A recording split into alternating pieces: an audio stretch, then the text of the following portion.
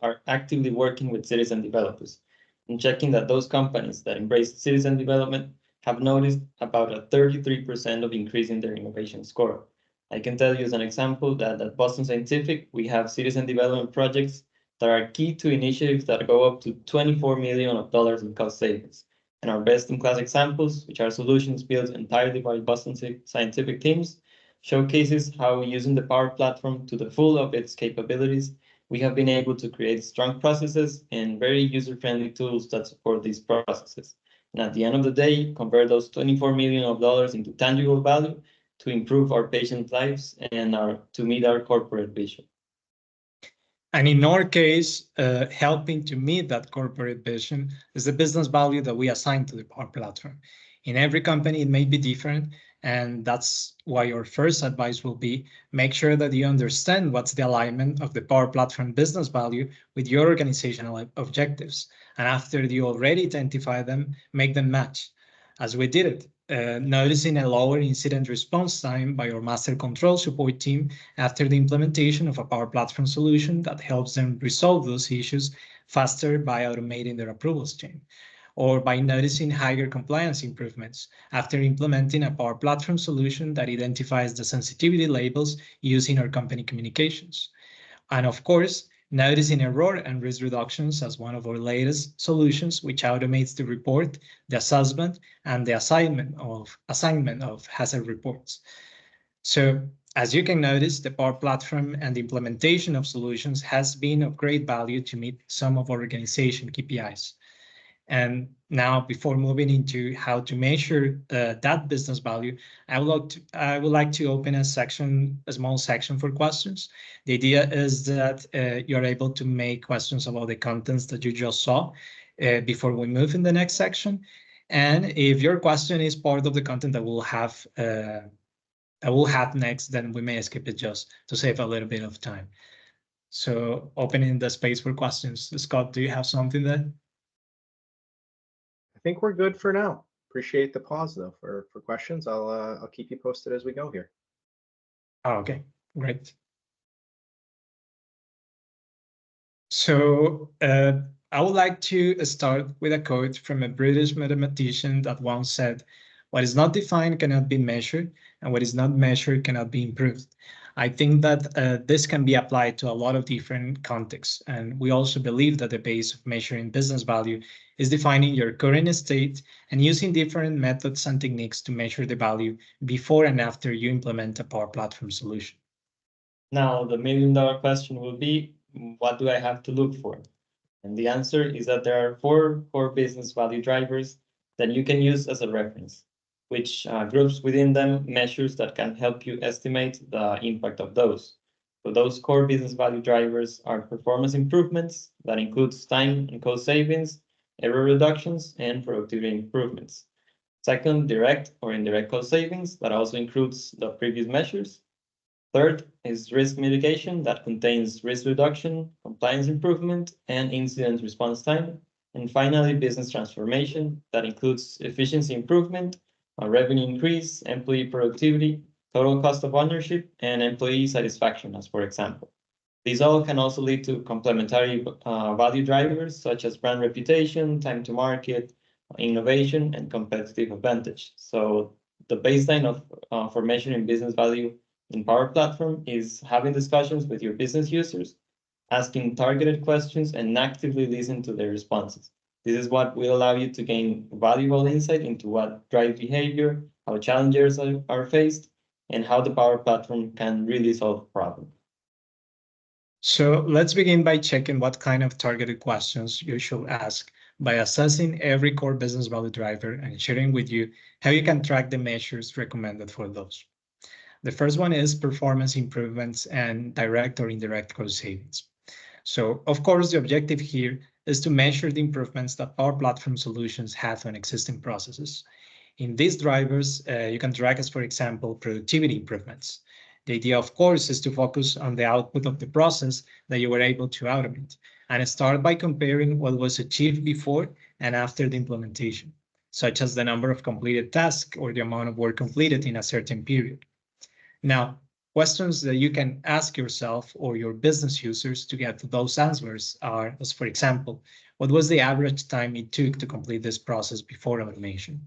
And what is the average time it takes now that it's automated? Or what is the current amount of work handled by the automated process compared to the previous manual process? You could also simply ask, what will you do with the time freed up?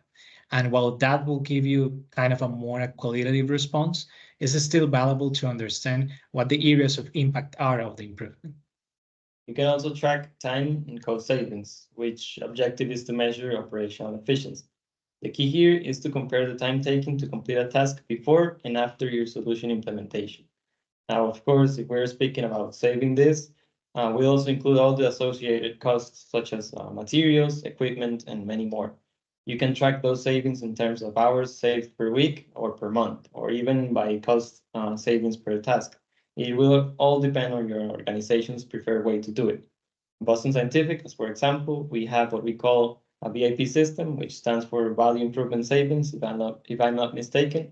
And that system defines how we need to track time and cost savings. So for Power Platform developments, we have a special label within our system, which then at the end of every year allows us to measure the VAPs generated by that activity.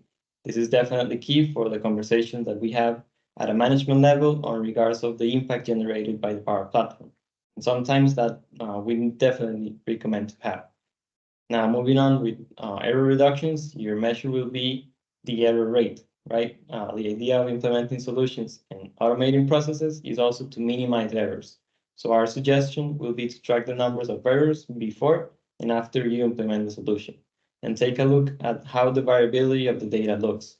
For this measure, you could simply ask yourself, what would it mean to complete this process faster with fewer errors? Or you can also ask your business users of examples of errors or mistakes that occurred during this process before automation and how the automation has helped to mitigate or eliminate those errors.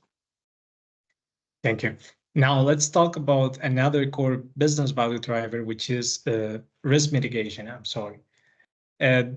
Really relevant in the current market. The objective here is to measure the impact of your solution in managing an existing risk. And that is possible with three measures: risk reduction rate, compliance improvement, and incident response time. You can track the risk reduction rate by listing the number of incidents or issues related to those risks before and after your solution implementation. Now, of course, every incident has also related cost. So it's also super important to have clear what is the potential financial impact that is being mitigated by the solution that you are assessing. Now, if we move to compliance improvement, this is another measure that will not be applicable to every single solution, but for solutions that have been planned with this purpose, is a necessity to track what is the compliance rate before and after, and for sure, to identify the regulations that are related to this compliance need. And finally, for risk mitigation, you get incident response time, which can be tracked by estimating the time took to resolve an issue before and after implementation. Examples of questions that you can ask yourself or your business to get the numbers needed for the previous measures could be, what was the average response time for incidents before the solution was implemented? And how does this compare to the current average response time?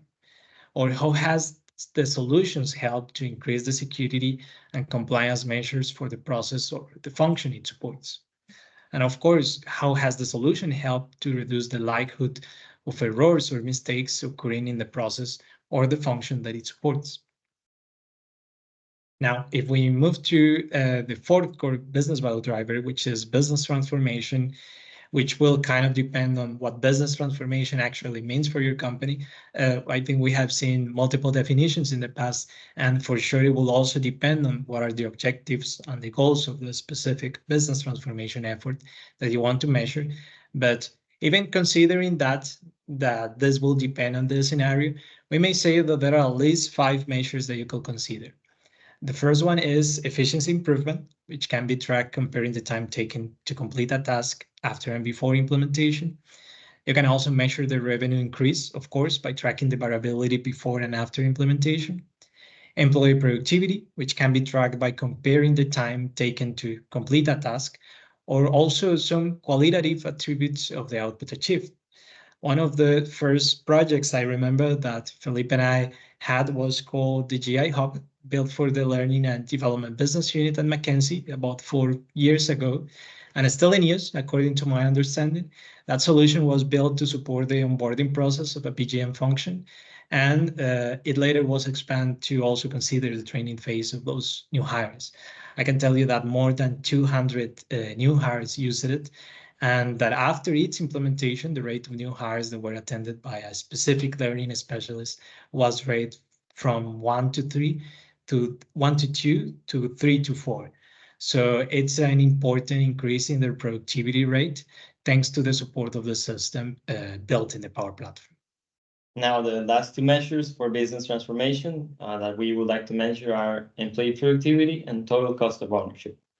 So total cost of ownership is an interesting measure because it will include all the costs associated with owning, operating, and maintaining a previous system and comparing them with the cost of the Power Platform.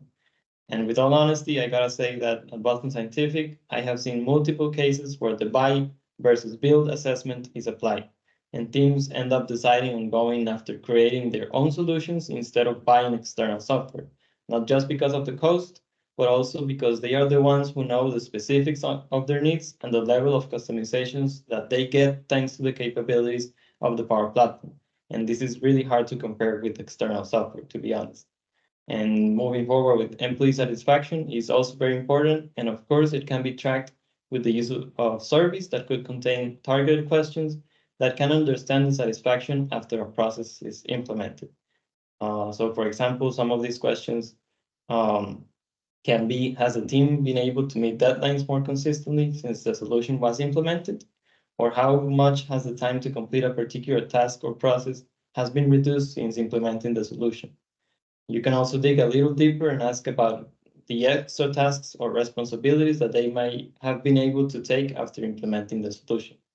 As mentioned in the beginning, all of these measures for each core business value driver are also related to complementary drivers such as time to market, brand recognition, and even environment and sustainability that you can also measure with the help of targeted questions. But we will not go in detail into this, but if you're interested in checking out these questions, please take a look at this presentation PDF that we will be posted in the Power Hub blog. Thank you.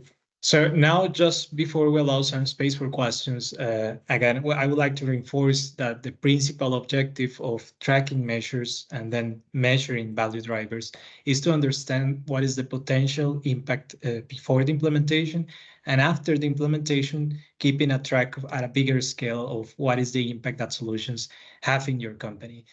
These processes that we just described before are applied at a solution scale. At the end of the day, will give you tenant-wide analytics, and that's exactly what you need to align the Power Platform business value to your organizational objectives. And let us give you a quick example of how we did that in the past. So not so long ago, we got a reach out from a supply chain project manager. He wanted to set up a Teams approval chain for a new process that intended to define that a receiving site in X region had to approve the transfer to air freight of a product that was being transported via ocean.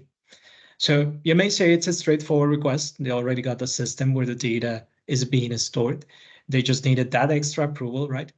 But after we met with him and his team and asked some of the questions that we shared with you, we found out that this new process had way more opportunities for automation, including the opportunity to optimize a full set of shipment routes. This kind of opportunities, of course, were available in this case due to the gaps that were present in the core system. That at the end of the day are opportunities that had an enormous impact on the optimization that this process was looking for. And that's just a short story about how a "can you help me with something quick" type of call became a $24 million BIP driven by a Power Platform solution. And you may ask, where does this $24 million come from? And I can answer that telling you that it comes from less time taken to complete task, which leads to efficiency improvement, higher capacity to identify a source of an issue and take action to resolve it, which leads to less incident response time. And of course, it comes from materials, labor, equipment, time to market, transportation, which produces time, significant time and cost savings. So all the value that we get from the solution and that we identify thanks to these measures, it's converted into a monetary amount, right? And that's another suggestion that we want to make. You need to translate value into money. And remember that money is a driver as well. So don't stop there and convert that money into alignment with your organization's objectives. Now, for every organization, revenue increase will be a focus, right? But you can also focus on the more intangible value as well as the enhanced, such as the enhanced capacity that you may get to make your customers happy at the end of the day. So when you identify the business value of the Power Platform and you align it with your organizational objectives, measuring these core business value drivers, it's when you're able to demonstrate the return on investment. And that's exactly how Power Platform solutions are seen as valuable investment by your leaders. And that's how you make the business value of the Power Platform visible to your organization. So before closing with our tips to communicate more effectively and bring this conversation to your leaders, I would like to open the space for if we have a couple questions for measuring business value.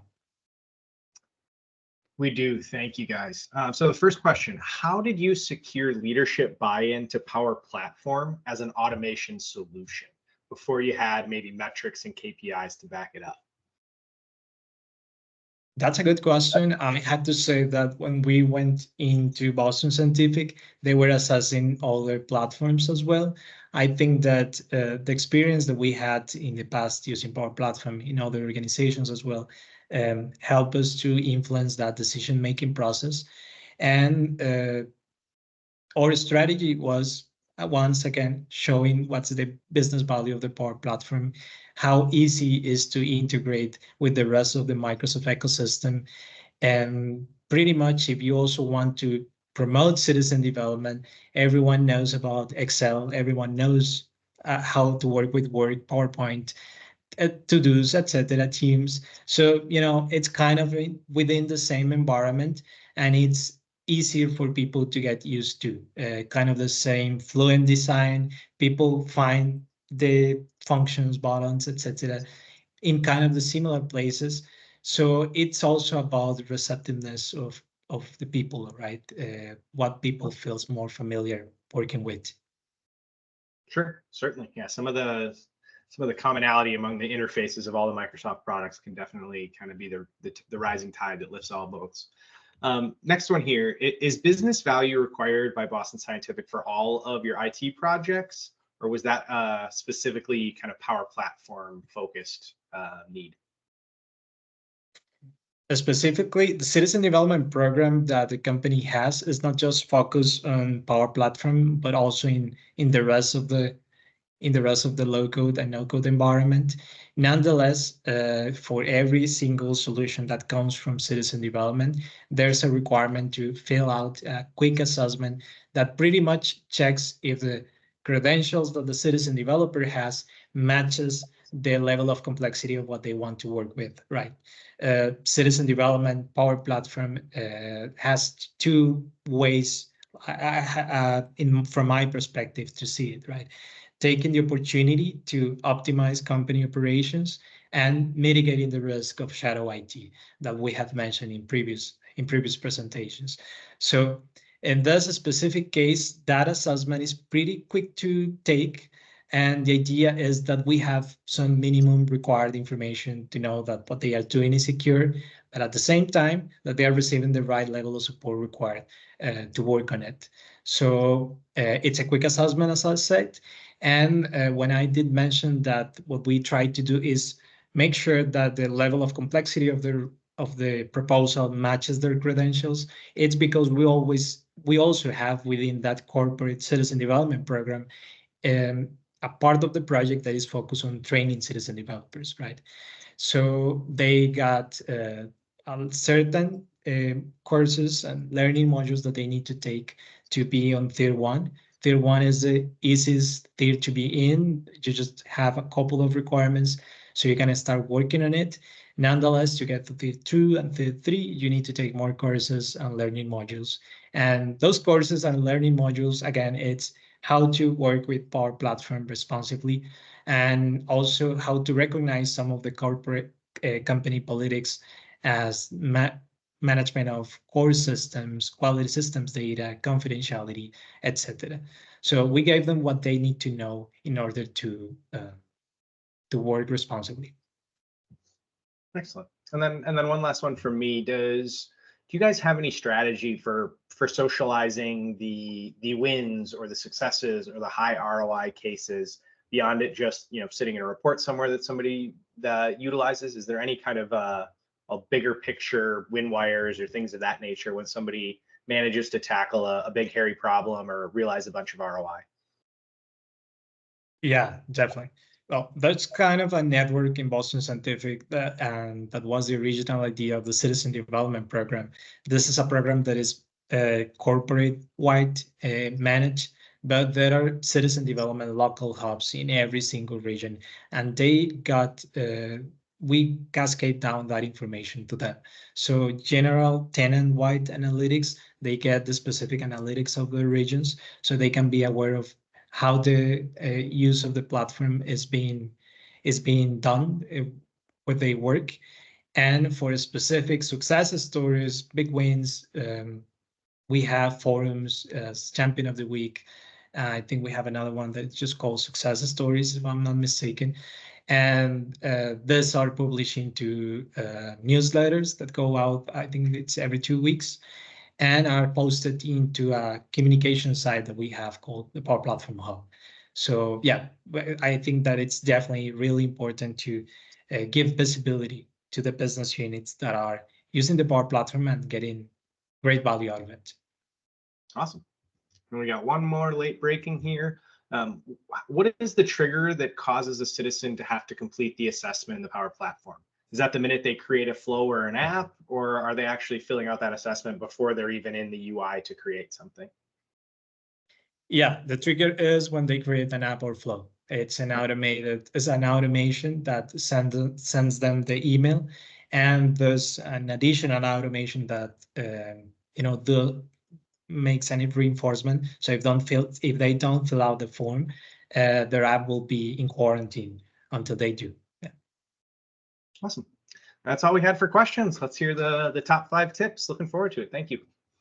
I have another question here, Scott, if you don't mind me chiming in.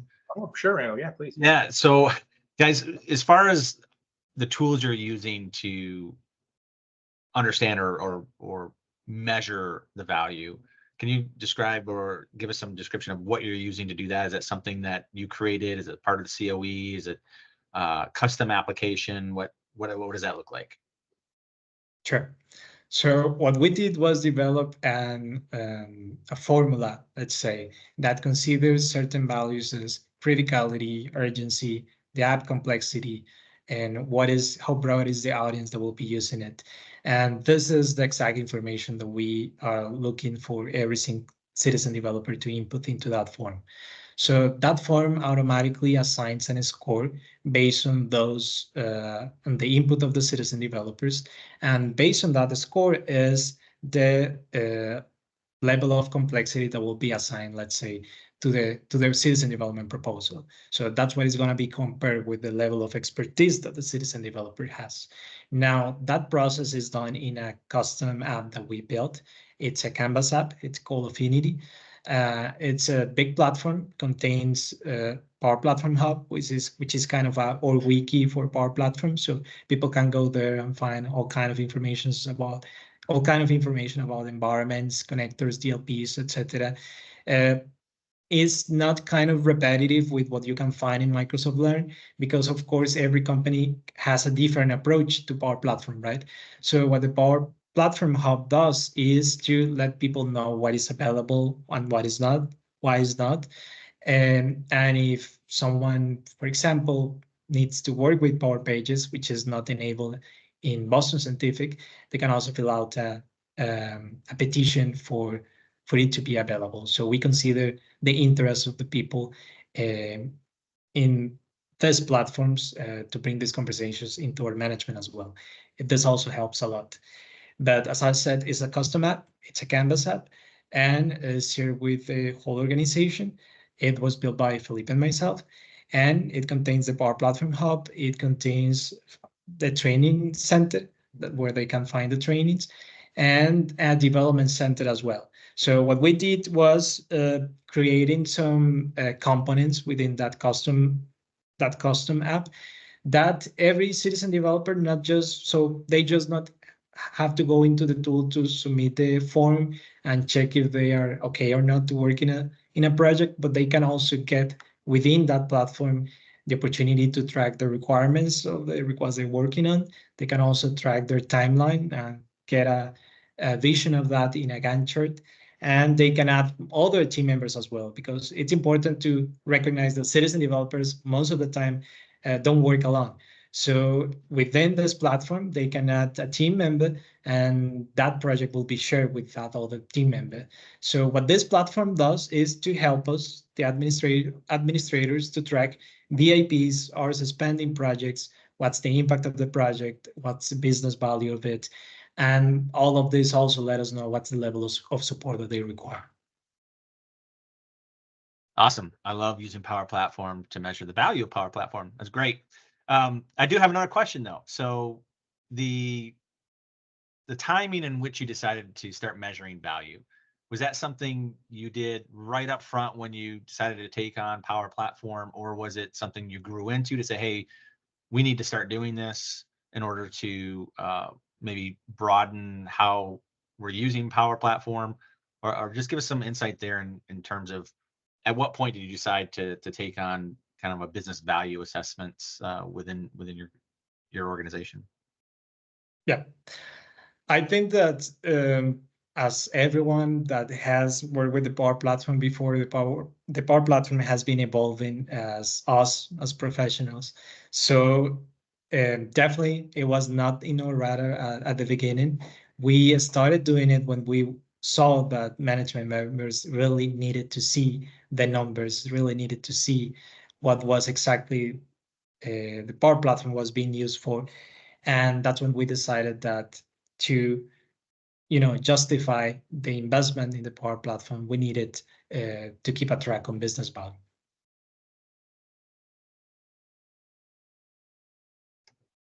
Great, thank you. Sure. I don't see any other questions in the chat. Scott, I'll hand it back to you if you've got anything else. No, I think we're good. Thank you. Great. Oh, thank you for your questions. Now, some of us may belong to careers that are based on data analysis or software development, right?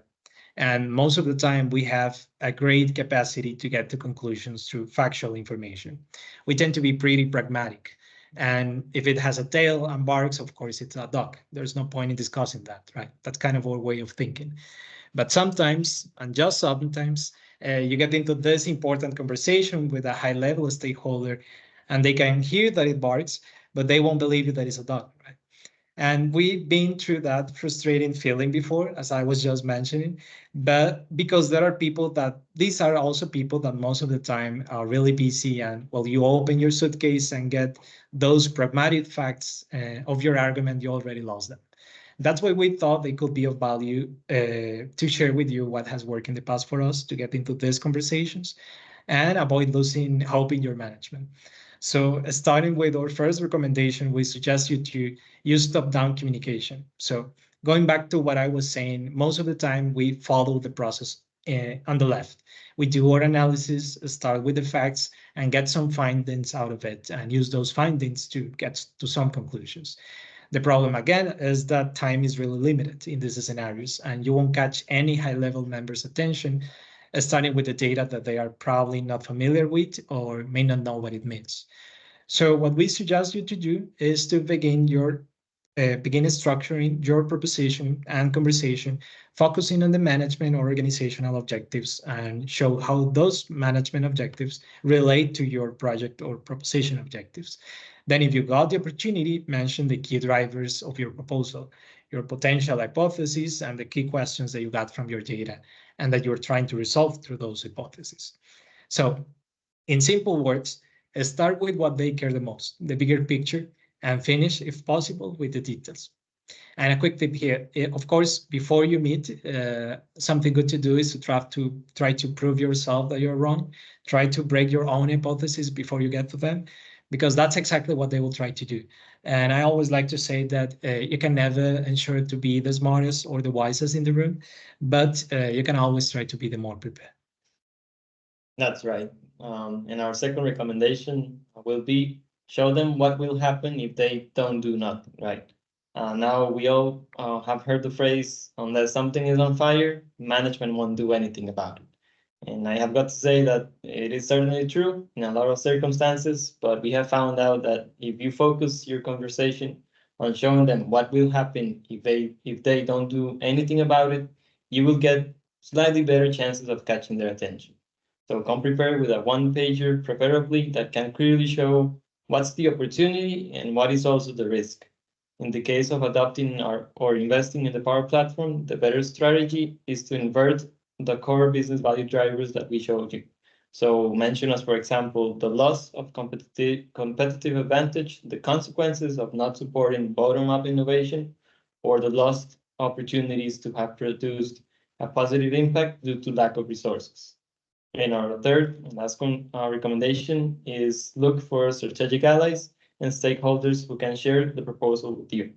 So this is a kind of a divide and conquer strategy, right? So make sure you're well aware of what's in your surroundings. In our case at Boston Scientific, I remember that we began familiarizing with the business units that were using the Power Platform, getting to know them, getting to know their priorities, and finding, let's say, common points of interest. And through the time working together, we were able to escalate the conversation. And of course, as many people as you can get alignment and support, you will get more opportunities also to be listened to from the management. Yep. So we truly appreciate the opportunity and the time shared with us. I really hope this information shared was helpful. Please feel free to contact Felipe or myself if you would like to connect on LinkedIn. And I will open a final space for questions, just in case you got a couple before I give the word back to Scott.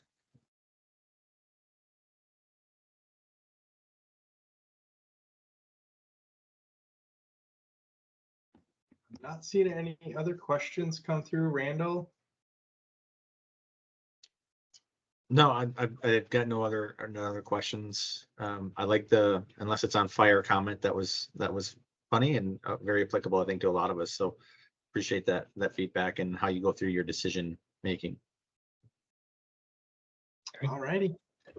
Thank you to our presenters again. Thank you to everybody that joined today. Under the QA tab, I have put a link to the community. If you haven't joined us already, we would really appreciate having you there. Get a little bit more information, a little bit more directly. And everybody have a wonderful Thursday and Friday to finish your week. Thanks for coming. Thank you. Thank you. Bye-bye. Everybody.